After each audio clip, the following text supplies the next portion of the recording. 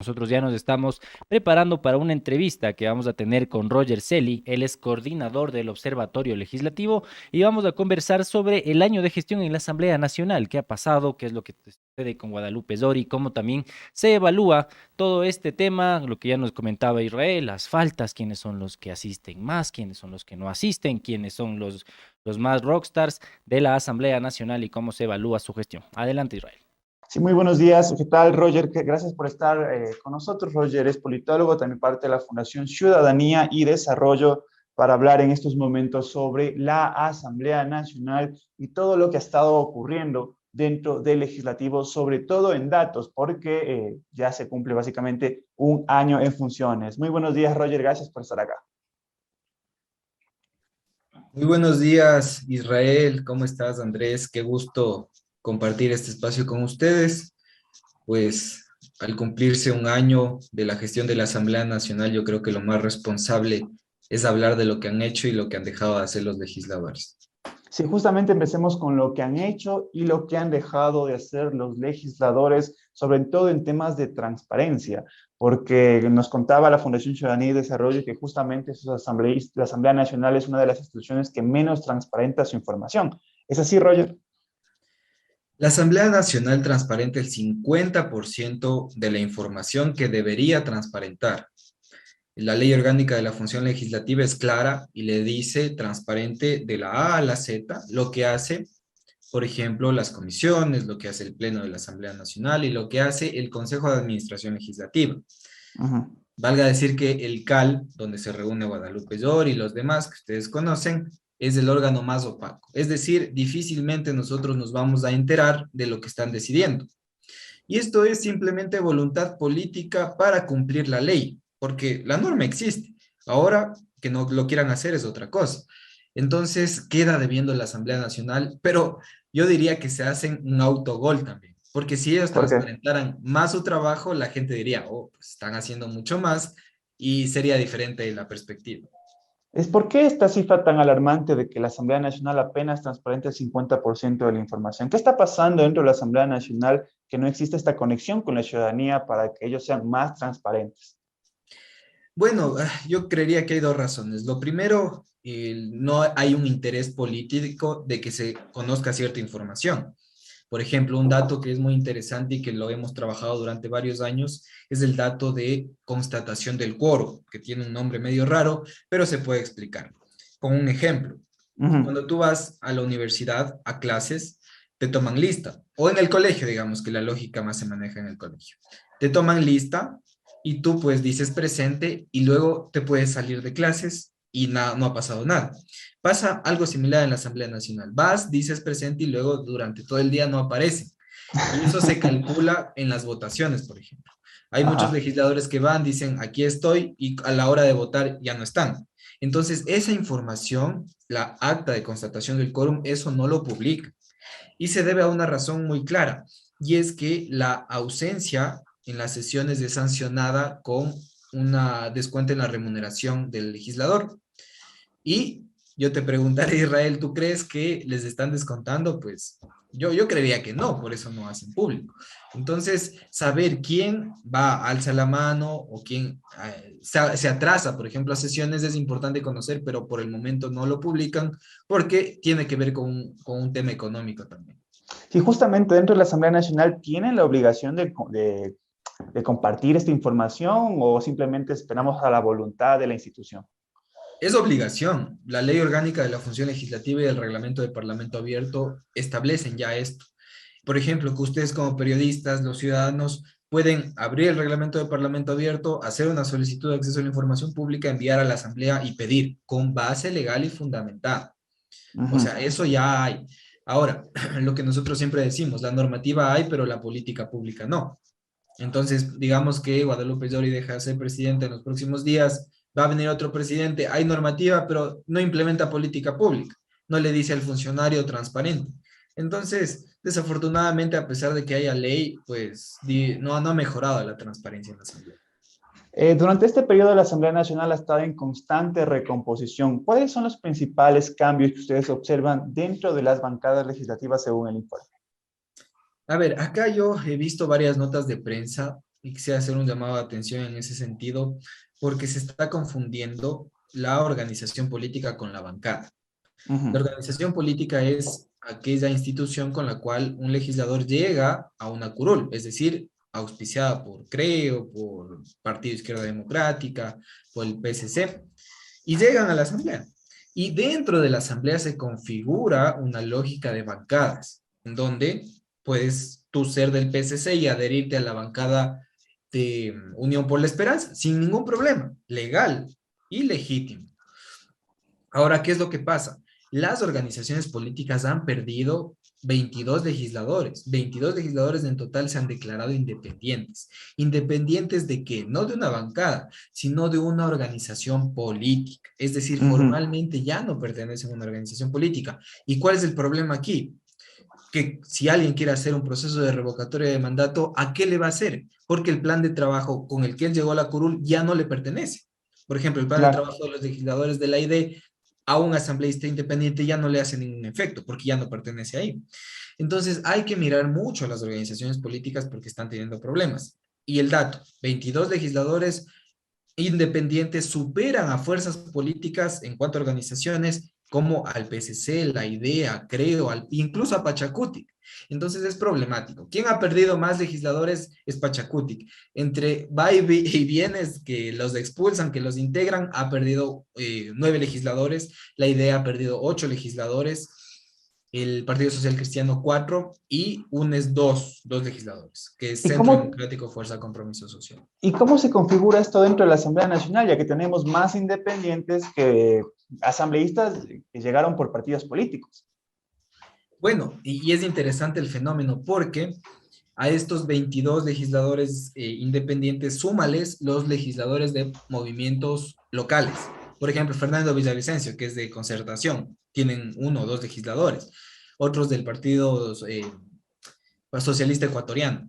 13 más 22, le sumas esto, pues, y te da una cantidad para generar mayorías móviles. ¿Qué es esto de mayorías móviles? Viene un tema coyuntural, por ejemplo. Hoy viene educación, mañana viene aborto. Entonces, hoy esa mayoría de más de 30 votos logra cambiar un consenso entre ideologías de izquierda y de derecha, por ejemplo. Digamos que, entre comillas, de derecha, el PSC y Creo se alinean para no aprobar el aborto por violación. Chévere, Ujú. hay esos votos, la izquierda, digamos, UNES, se inclina por la aprobación. Ninguna de las dos fuerzas políticas alcanzan los 70 votos para aprobar la ley y viene la mayoría móvil de más de 30 legisladores y cambia el tablero. Entonces es problemático porque esa mayoría móvil no opera con base en ideología, con base en planes de trabajo, nada. Simplemente opera de acuerdo a otras cosas distintas a la ideología, que pueden ser compra y venta de votos. Por ejemplo, Claro, lo que hemos visto, el reparto. justamente ese es el fenómeno de los asambleístas independientes y quería preguntarte por qué ocurre este fenómeno, básicamente, de que una persona asigna su voto a un legislador por un proyecto político y a la hora de la hora, incluso ni bien llegan a la Asamblea Nacional, deciden convertirse en independientes. ¿Qué está pasando allí? ¿Qué está pasando sobre todo ya en procesos previos de la misma organización política, desde la misma Consejo Nacional Electoral?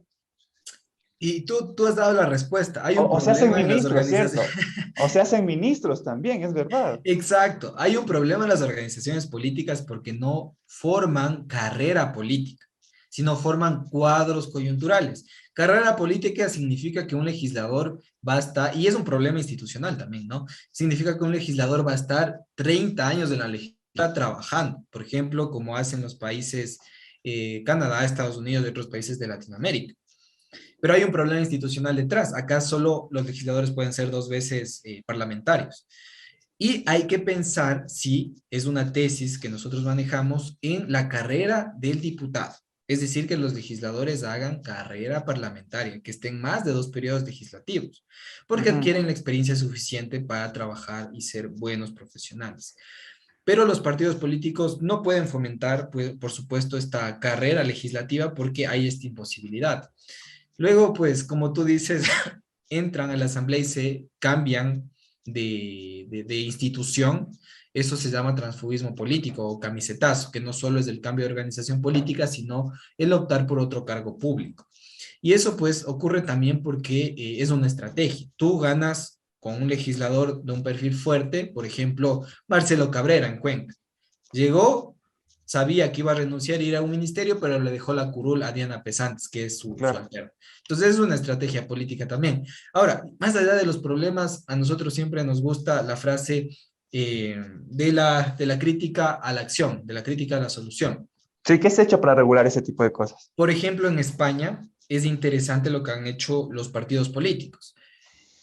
Han tomado una medida, un consenso entre partidos para no recibir a tránsfugas o a camiseteros. Es decir, Mm, Israel es presidente del PSC, yo soy presidente de Creo, y vemos que Andrés ya se ha cambiado 3 veces de camiseta y los dos acordamos no recibirlo. Es un pacto en contra del transfugismo político.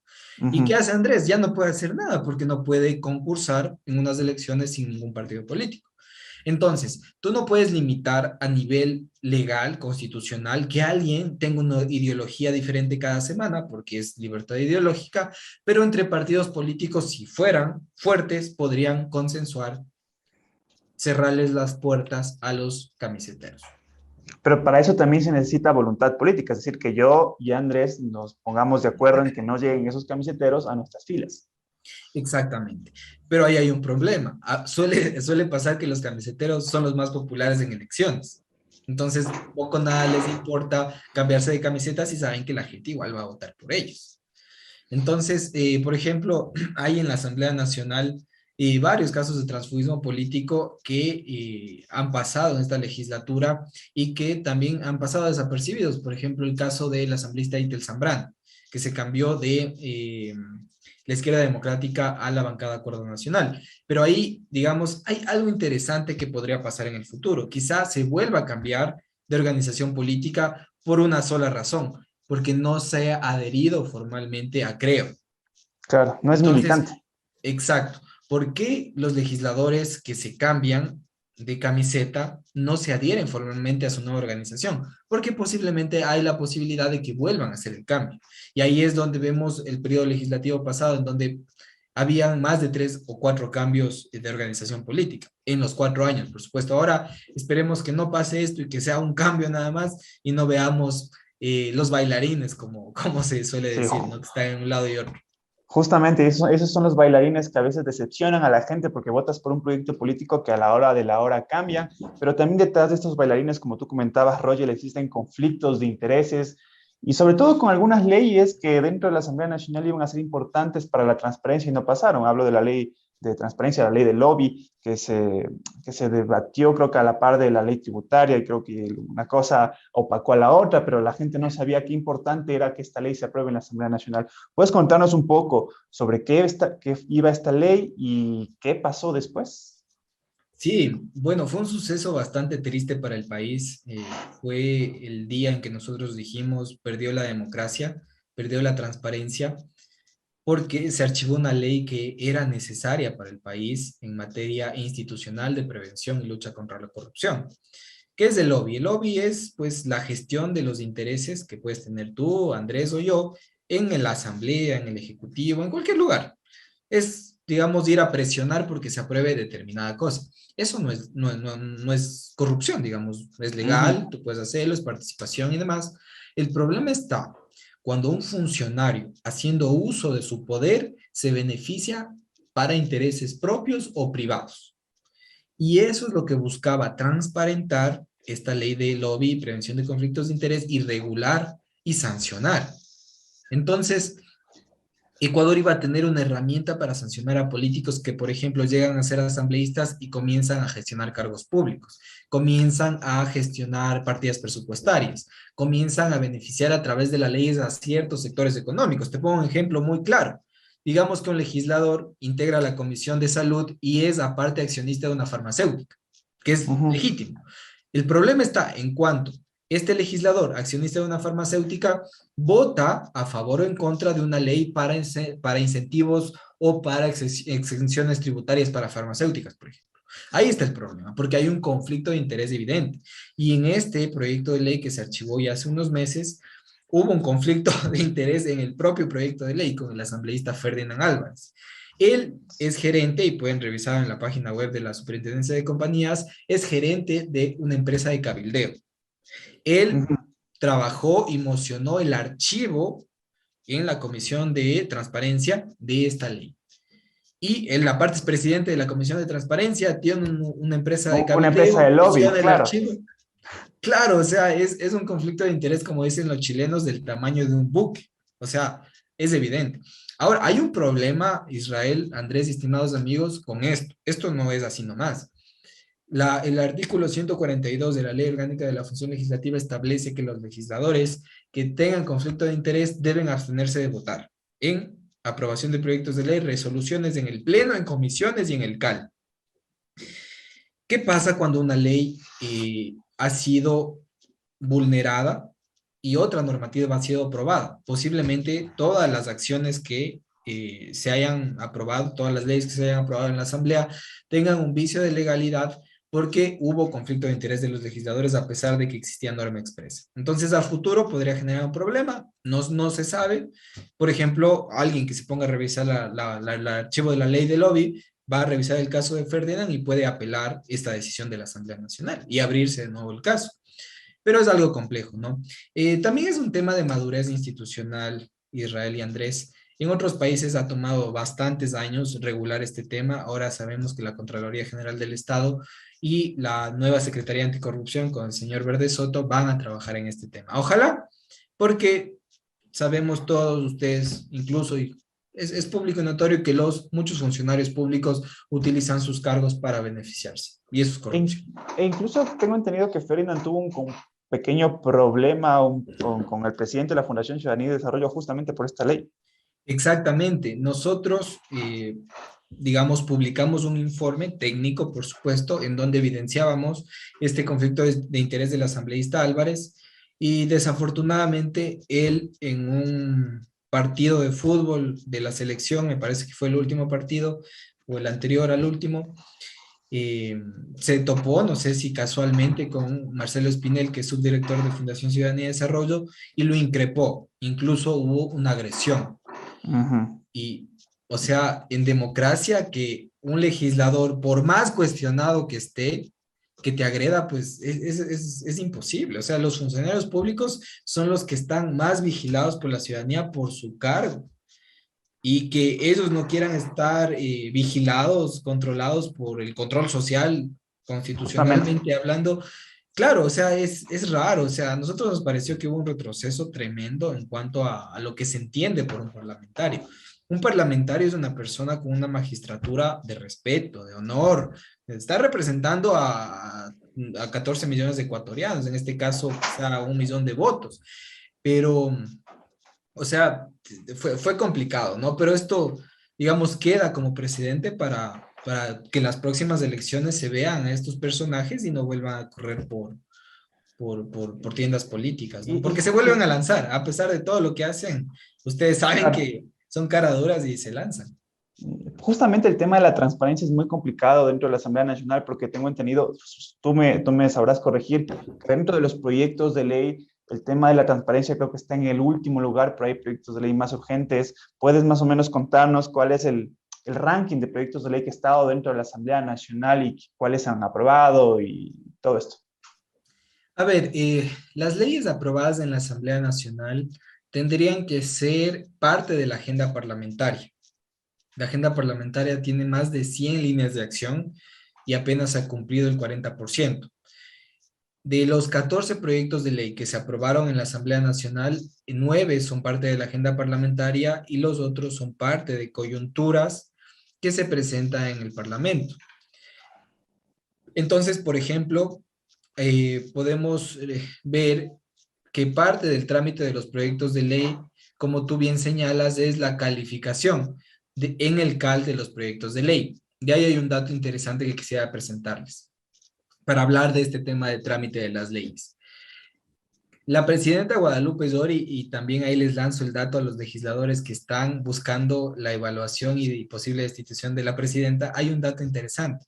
Ella, en su rol de presidenta, debe convocar al Consejo de Administración Legislativa para que califique proyectos de ley en 60 días desde que son presentados. y hay 6 proyectos de ley que han pasado 100 días y no se han calificado. Eso es un claro incumplimiento de la ley y de funciones. Ese Clarísimo. sería un argumento para que Esteban Torres presente el Exacto. día viernes. Exactamente. Puede decir, la asambleísta Dori debió proponer en la agenda del Pleno, del Pleno del Consejo de Administración Legislativa la calificación de proyectos. ¿Qué pasó? Son 6. El proyecto de comunas y comunidades de Blanca Sacancela, personas con discapacidad de Fernanda Astudillo, de Marcela Holguín de personas desaparecidas, Ricardo Vanegas del aborto por violación, de Fernando Donoso, el exministro de Seguridad Social de Fuerzas Armadas, y de Joel Abad de Transparencia Electoral. Más de 100 días sin calificar. Ahí hay un problema en el trámite de la ley. Posiblemente estos proyectos ya deberían estar en primero o segundo debate, pero no sé por qué no los calificaron y ni siquiera les pararon bola, es decir, como que los ignoraron, ¿no? Luego, para que se den una idea de cómo están estos más de 200 proyectos de ley en la Asamblea que se han presentado, 35 están en la Comisión de Justicia y Estructura del Estado. Y así los más de, digamos, de los que se han calificado, que son más de 100, están en las diferentes comisiones. ¿Quién ha recibido menos proyectos? Es la Comisión de Transparencia, Participación Ciudadana y Control Justamente. Social. Y eso te da a notar que no hay interés en estos temas. ¿Para qué existe una comisión con un proyecto de ley? Yo te pregunto. Que me parece que son 15 asambleístas por comisión, un prosecretario, un secretario de comisión, están los asesores de comisión, hay más o menos 30 personas en una comisión. Entonces, ¿qué está haciendo esa comisión? Claro, ¿qué está haciendo esa comisión? Quizá está tramitando proyectos de ley rezagados del anterior periodo, que no deben ser muchos igual, pero si tú te das cuenta, la Comisión de Transparencia está enfocada en temas como, por ejemplo, la comparecencia de la fiscal. No sé si ustedes vieron el impasse que hubo entre Ferdinand Álvarez y la fiscal. Justamente. Ajá. Entonces, hay que fijarse en esto. Y los legisladores y el llamado de atención es presenten más proyectos de ley a las comisiones que no tienen tanta carga. Si tú le pones más carga a una comisión como la de justicia que tiene 35, difícilmente va a poder aprobar leyes, ¿no? Y en esa línea, pues, es importante señalar que hay algunos proyectos de ley que fueron negados también por el CAL, que hay que revisar y hay que ser responsables con esto al respecto de los motivos por los cuales se negaron, ¿no? Y sobre los proyectos, las leyes aprobadas con la que cuenta el país al respecto de esta Asamblea Nacional. Una ley importante, se aprobó la ley para transparentar de mejor manera al IES, se aprobó la ley para la creación de la Universidad Amaguaita Iguasi, la ley para prevenir el desperdicio de alimentos, la ley pancita llena que le llaman, la ley para combatir abusos del sistema financiero, la ley para reactivar, y esto es interesante. Ustedes recordarán que el terremoto de Manabí Esmeraldas ya pasó hace años. Claro. Y 2016. recién se aprobó la ley para reactivar Manabí Esmeraldas. Recién. Recién. Hace un par de meses. O sea, esta asamblea trabaja con delay en algunas cosas, porque el terremoto ocurrió en el 2016 y recién se aprueba la ley para hablar del terremoto después de 6 años. Exactamente. Se demoró exactamente, aquí tengo el dato, 39 meses en aprobar esa ley. Chuta. Justamente es por eso que creo que la Asamblea Nacional, esta tiene, según algunas encuestas de perfiles de opinión, es creo que de una aprobación del 13%, si no estoy mal, que es lo que se publicó en la última encuesta. Y bueno, para ir más o menos ya cerrando y ir ya tanto a un perfil político, hablemos rápidamente de Guadalupe Llori, ya que ella, y hablando de agenda parlamentaria, dijo en sus redes sociales que se ha cumplido el 67% de esta agenda. ¿Es real este resultado de lo que dijo Guadalupe Llori? ¿No es real? Hay varias perspectivas al respecto de cómo evaluar la agenda parlamentaria. Entendemos que ellos evalúan al respecto del primer año. La agenda debe durar 2 años. Entonces, ella quizá y su equipo de trabajo evalúan la agenda al respecto de lo que se ha trabajado en el primer año y dicen, bueno, cumplimos un 67%. Nosotros evaluamos al respecto de la totalidad de la agenda y ahí vemos un 40% de cumplimiento en el primer año.